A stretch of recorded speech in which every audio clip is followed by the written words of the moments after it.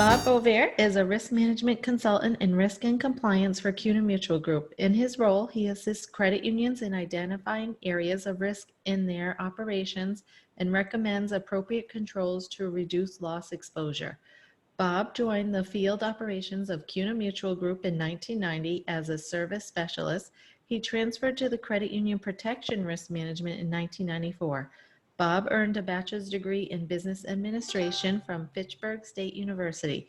He holds the designation of Certified Risk Management, Certified Credit Union Executive, Certified Financial Service Auditor, and Certified Fraud Examiner. Bob is an ALICE Certified Active Shooter Trainer. And today Bob is going to be talking about identity theft with us. Well, thank you, Bob, again for joining us. Thank you, Christine. Good morning, everybody. Yeah, so if you were on our Monday call, this is my second session this week. We had a session on elderly fraud, elderly scams, I should say.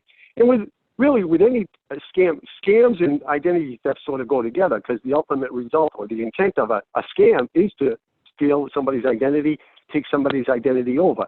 So it's all one big game. If you don't fall for a scam, maybe the identity theft portion won't come into play.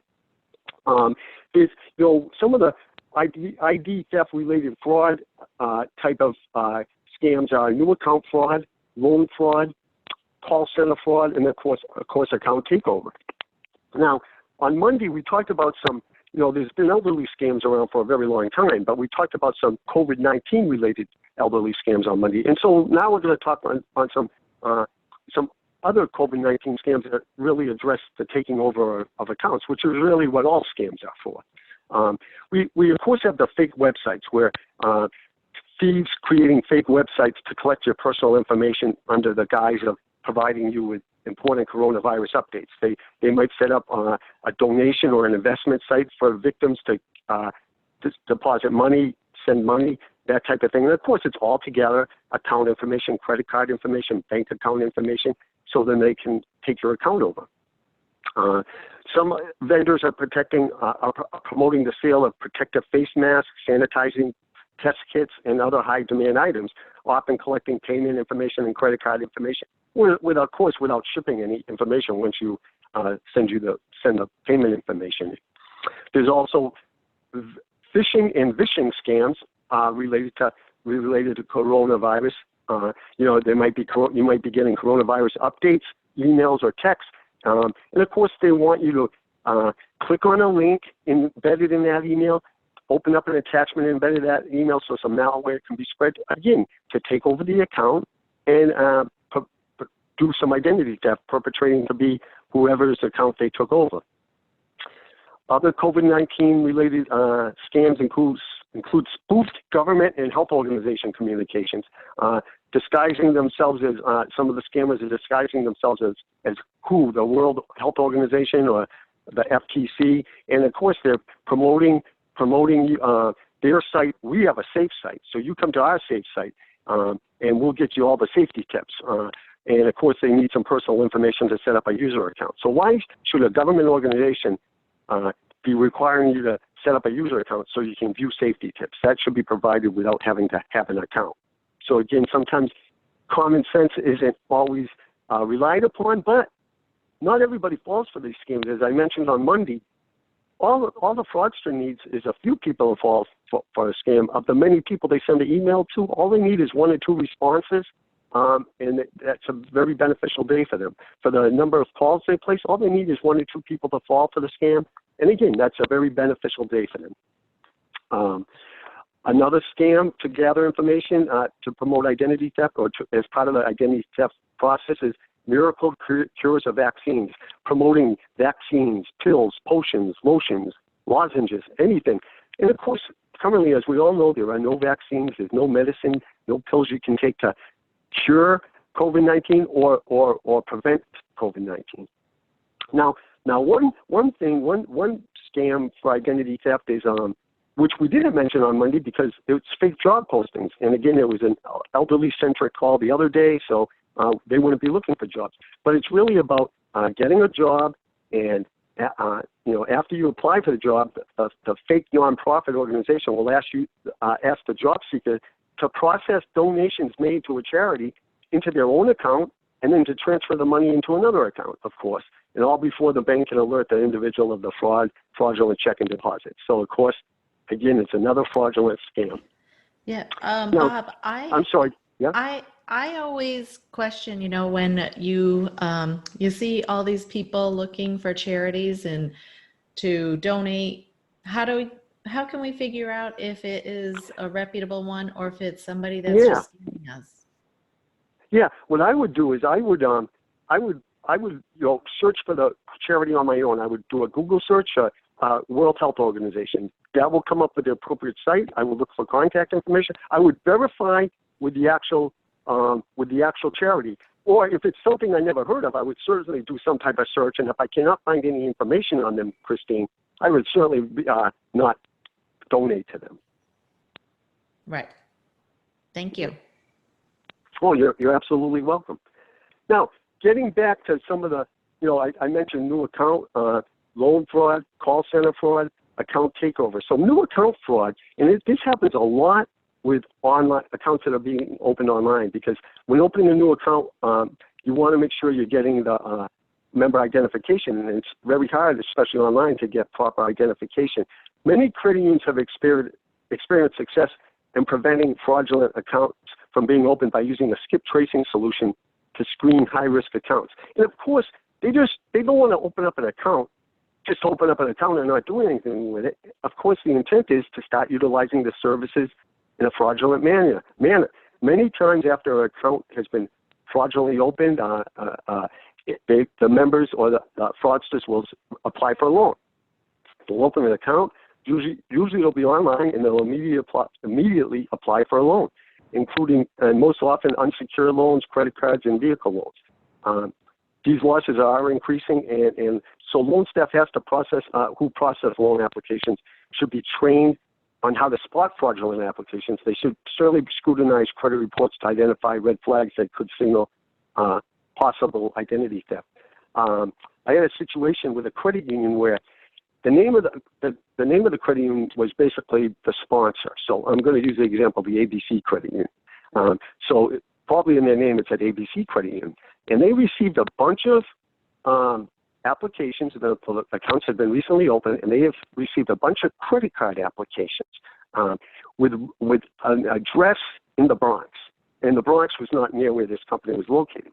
So we were saying to ourselves, well, that, first of all, the Bronx going way back even into the 90s, that was always anything with the Bronx was always considered a red flag for fraudulent activity, potential fraudulent scam artists, fraudsters, that type of thing, somebody perpetrating fraud. So the Bronx should have been a red flag right away. So the next thing was, they didn't say they qualified for membership based on working for the ABC company, which was in a different part of the country, by the way. It wasn't in New York. It wasn't in the Bronx. The ABC company was in a different part of the country. But they all qualified, or they said they qualified for membership based on one of the segs. This credit union had, bulk of their membership was through the ABC company, but they had a few segs where if you were associated with them, worked for them, whatever, you could apply for the loan based on that relationship, or you could be a member based on that relationship. So they got a bunch of new membership applications from the Bronx, and then all these new members within a period of time applied for credit cards, and they all had said that they were eligible for membership based on a seg. And we said to ourselves, well, how did they even know about this seg, since it's not it's not the ABC company? But of course, that was on the website of the credit union, which we certainly understand. You want to promote to possible members how everybody can join, ways to join the credit union, how you can be eligible. But of course, and this is easy for me to do from a hindsight standpoint, hindsight being, of course, 2020. If you got a bunch of new applications, a bunch of located in the same address, a bunch of credit cards, and they all were eligible with the same seg, that might have been a red flag. So to maybe do some further investigation on. But that's how these fraudsters work. Of course, call center fraud, social engineering. Members want to call the call center, and they try to get some information changed on the member's account. I should say fraudsters call call center and they want to try and get some information changed on the member's account to then take over the account and do some fraudulent transactions, get a loan, use home banking, that type of thing. And with call center fraud, it used to be they would try and change the address because that usually was a pretty easy piece of information to get changed. But credit unions became wise to that. You know, they put in stringent address change procedures, and that didn't work as often for the fraudsters. So then they checked, you know, they started doing the phone number. They figured maybe this credit union has a wire transfer procedure where they'll do a call back to a number. So maybe we can change the phone number. And that worked. You know, we have real stringent procedures for changing our addresses, but you want to change your phone number, well, sure, we'll do that for you. So again, they're trying to change some information in the system, whether it's address, phone number, and with the intent to take over an account, maybe do a wire transfer, and when the call back comes, oh yeah, sure. Thank you for putting this security measure in place. We appreciate that you're calling to see that I just requested a wire transfer. Thank you so much, Mr. Fraudster says. So again, that's how they use the call center to try and get some information changed so then they can begin to take over. So what are some questions that can be asked when you're identifying a member that's not present?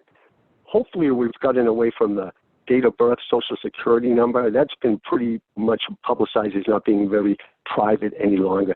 But you know, maybe hopefully we're not really doing the mother's maiden name anymore. That's become easier to determine based upon a lot of people using these, tracking their genealogy and finding the mother's maiden name. So hopefully mother's maiden name isn't part of it.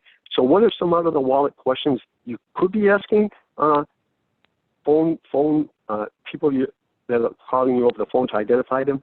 Possibly, what year did you open up your account? Who's payable on your death as a death beneficiary on your account? What was the last loan you paid off with us?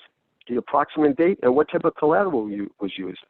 Those are some out of the wallet questions that might be tougher to be aware of. I mentioned social engineering. The other day we talked about social engineering, and that's another way people can attempt to take over the account. They can call a member representing the credit union. Hi, this is Bob Bouvier from ABC Credit Union. You know, we had a recent outage, and we want to make sure we didn't lose any information. Do you mind providing us with your account number? Now, of course, I have this right in front of me, but I want to make sure I'm talking to the actual member. So they put the member on the defensive almost as if they don't trust the member. And the member, oh, no, that's my account. Here's my account number. Could you just check? Oh, yeah, your account is all set. And, of course, now we have your account number. Or we want to check your PIN or something like that. And as I mentioned the other day, hopefully some credit unions can put out on their sites and on their maybe in newsletters that they will never reach out to the credit union. Reach out to the members trying to gather information, asking what an account number is, what a PIN is, what a credit card account number is. But that's an avenue of used by fraudsters to gather information. And so, again, it doesn't have to work on everybody. They just need it to work on one or two people, and it's been a beneficial day for them. The other big attempt on account takeover is through the home banking system. You utilize the home banking system to maybe get advances on HELOCs and that type of thing. Fraudsters will use stolen identities to impersonate the members by enrolling the member accounts for online banking. Once they're enrolled, they'll change the member account info through the online banking system. And once they're logged into the account, fraudsters will take advantage against a member line of credit loans such as HELOCs. Now, how can you potentially mitigate this risk? Some online banking vendors will offer an out-of-band authentication method using one-time passcodes, OTPs. And your credit union might be ones that offer that. My credit union does. Whenever I go to home banking, I get a text with a code I have to put in. And that's the one-time passwords we're talking about. And that can really have a dramatic effect in mitigating the risk.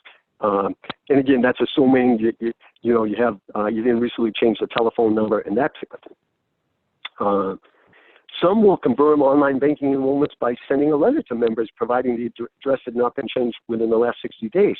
So a new member enrolls in the home banking system. So an email is a hard mail letter is generated to the member at the address on record. That's assuming, again, the address change wasn't recently changed. Thank you for registering with the home banking? I hope you didn't have any problems. Were there anything that gave you a problem? Do it from a public relations standpoint of, we hope everything's okay. And of course, you're confirming they got it. And if they don't reach out to you, that's confirmation they are the ones that enrolled. But you do want to be alert for changes to a member's contact information that occur immediately following the account being enrolled for online banking. So I opened up my account on Monday. I enrolled in home banking on Wednesday. And on Friday, I changed some contact information. I changed my address to the online banking system. I changed a phone number. And if maybe you could have a report generated showing, hey, wait a minute, they just opened up the account, they enrolled in home banking, and they've already changed some contact information. That's a big red flag. A couple other methods to possibly reduce the potential for online banking fraud include, turning off the ability to self-enroll in online banking after a certain period of time after the account was open. Maybe within 60 days. So I open up my account. I don't enroll in home banking for the first 60 days of that account being open. Well, that tells me that wasn't one of my priorities. I'm not in a rush to use it. So why leave it available for a fraudster? So you might want to consider as a best practice deactivating the ability to self-enroll for online banking, if they haven't used it within the first 60 days. Or you might have had a member that enrolled in it, they used it once and they haven't used it since. So again, a big period of time between uses. They used it 2 months ago, they haven't used it again recently. That tells me they aren't using it for monthly payments. So again, you may want to consider after a certain period of time between uses or without use, between the last time and the current time, to possibly deactivate it, so the next time the member wants to use it, they have to contact the credit union. Now, I know we're in the COVID-19 mode right now, where many credit unions previously to COVID-19 were always promoting their electronic banking services, trying to get members to use them. And now they found a big increase during COVID-19 because it's one of the few ways a member could do their transactions. And they pleasantly like that. The credit unions pleasantly like that. They lit a fire under the members to start using the home banking. I still think my best practice recommendations are possibly deactivating it after a certain time without using it, or from the time they open the account, or having used it but not used it for a period of time still come true, because in the COVID-19 world in which we now live in, if I still haven't used it and we're like 4 months into that, I'm not using it. And the same, if we've been 4 months, I used it once, but we've been 4 months into the COVID-19 world, I'm not using it. So again, I think the best practices, guidelines I recommended there might still hold true even in the COVID-19 world. It'd be interesting if credit unions could check, we have all these number of accounts. How many have never used home banking? And they've been open for a very long time. Well, I know we're promoting it, so maybe we do want them to use it, so maybe we deactivate their ability to use it, but whenever we promote it, we say, you can reach out to us if you would like to do that. So there's have to be some credit union involvement in the activation of it. A couple other things I'd like to just end up with, in sort of common sense, easy steps to take type of things is, prior to COVID-19, I'm sure many credit unions might have had an after-hours cleaning service, a third party come in, maybe not every day, maybe once a week, couple times a week, but the point is they were in the building without staff. I don't know how that's changed in the COVID-19 world, but we certainly know institutions are being cleaned by specialized companies with specialized chemicals for the COVID-19 virus. So I think the cleaning is still going on. The key is it being done without anybody on the premises from the credit union? And of course, it's all about what is being left out at night. We always talked about, and I hope many credit unions on the call today have a clean desk policy. What is being left out on night? Is it any information with PII, personal identifying information? We want to make sure, you have a clean desk policy. And anything, most reports now are probably not printed. They're not hard copies. They're probably reviewed online. But if there are any reports, hard copy reports being generated that contain the member's personal identifying information, we, again, recommend they be secured at night and locked up after hours. So there's nothing out there for maybe a third party that's in the building without any credit union representatives being able to see or take. And then lastly, I'm going to talk a little about shredding. So many credit unions might have a third-party shredding service. Some might do their own shredding. They have a shredder on site. The key is making sure, usually with a third party, if there's a third party involved, they have a shred bin that's hopefully locked throughout the day. But what we see sometimes when we're in credit unions is different people, different individuals sitting in their cubicle at their desk. They might have a waste basket, but they also have a separate basket for shredding items that need to be shredded. Now, they aren't going to get up every time they get one and walk over to the shredder, and who knows where that's located in the credit union, but they certainly want to dump that little basket of shreddable documents into the locked shred bin at the end of the day. But we've seen that not being done. And again, that's an easy step to correct by just making sure it does get done, so that that information in those shred bins cannot fall potentially into a third party that happens to be on the premises. And for those of you that have an outside service doing your shredding, maybe they come once a week, and again, you want it, hopefully they're doing it on site, and somebody goes out in the parking lot with them, because we've seen instances where it's being done in the parking lot, but we do see some items being blown around. And so again, you want to make sure if it's done on site, there's an employee out there watching it being done. And if some shredding companies are still taking it away and it's not being done in your view, you certainly want to receive a document showing that it was on what date that pickup was shredded, a certification that the pickup was shredded. Lastly, now that we're working at home, I don't know if any individuals are, maybe they have a small printer, they're printing some documents out, maybe they have some personal identifying information of members. I know in their house, they should be shredding that information too. They should not have it lying around their house as well, or any place else. And so those are just some of the identity theft things we're seeing. That nothing's really new there. Certainly some new twists and turns with the COVID-19 there, but it's still the same avenues for, it's just putting a COVID-19 twist to it. And that's what I have to say. Are there any questions today? That was really good, Bob. You really touched on a lot of information, and, I have seen, people have been talking about an uptick in their call center, and that was, I think it's really important that they ask identifying questions to people. And you're right, just asking for their address and their phone number is not good enough these days, because people are actually learning more information because they're stealing it from other areas about the person and their social security number. So it's like, that's not really top secret information anymore. So we have to dig deeper so that we can protect our members. And, oh, I'm sorry. No, you go ahead. No, I was just going to say, you're absolutely right, Christine. I know sometimes I see identification information when the member's not present.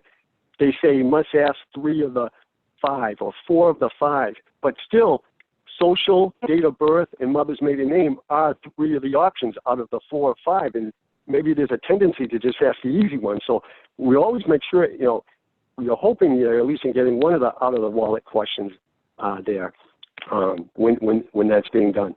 Right. Yep. No, I think that was great. And, it's true about the don't leave things on your desk, because member information, somebody could just walk by and take the information. In today's world, we shouldn't be really having too much paper. So hopefully everybody's utilizing the online ability instead of, printing it out and then having to go and shred. Sure. Yeah. Yeah. And those last things I mentioned, the shredding and the clean desk block, that's all simple things, just best practices that I'm hoping many credit unions already have in place. But if they don't, there's no cost to implement those. Right. Well, let me step back. There may be a cost for a third-party shredding service, so I should. Right. I should. Yeah. But also, the cost is well worth it. That's right. And they should be going around to the desk to ensure that people are following the procedure if they do have their clean desk policy. Yeah, I remember once, and this, again, I hope I never run across this again, but this was in the 90s. I was in one of the Carolinas, either north or south. And, again, this was probably about 25 years ago, at least 20 years ago. And we were at a credit union, and they had outside they had a sort of a shred, but they had they had something that said to be shredded outside. Oh. So they were putting a target on it, you know. That's funny. Yeah, but so it's the things you come across. So I mean, a lot of it is common sense, but you just run across things, and it's so many people don't. You know, I sort of have the mind of the bad person, and because I've always remember talking to clients. Well, if this, and this, then I could go and do this, and it's just people look at me and say, I never thought of that. Right, because you're an honest person. Yep, I know. It is funny, the weirdest things that people think of, and then, you know, unfortunately, the members are the victims. Yes, unfortunately. And again, it's a trying time. We're all living it, but why should they, you know, why do they need the added pressure of being an identity theft victim? Right. Yep. Well, thank you, Bob. This was very helpful, and I will be sending the recording out to the credit union so that they can have it and use it. And especially this would be really good to use for their employees for training purposes. Sure. You're welcome, and thank you, and have a great day, everybody. Thank you, you too. Bye-bye.